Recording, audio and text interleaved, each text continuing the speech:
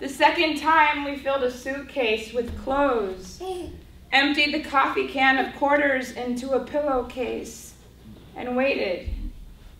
We timed our escape around his snoring, opening the back door an inch for each noisy exhale. My brother refused to come with us, a betrayal I would cling to for 23 years.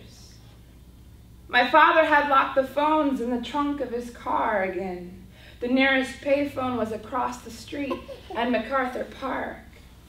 I called for the cab, my voice bound by so much fear I had to repeat our address 6 times. My stepmother's nose was broken, a collar of blood wrapped around her nightgown, her scalp bleeding where patches of hair had been.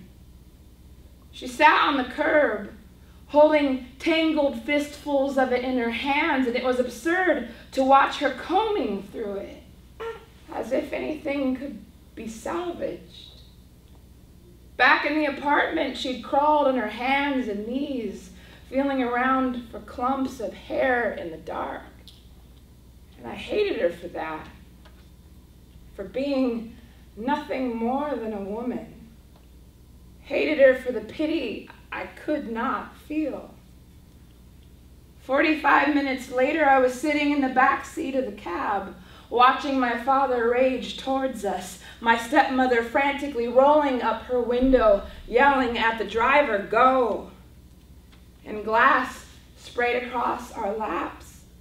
The driver began to scream. My stepmother kept screaming. And I could do nothing but sit quietly amazed as my father reached in and pulled her out through the broken window, dragging the soft flesh of her thighs over an angry tooth of glass. The cab sped off with our suitcase still in the trunk.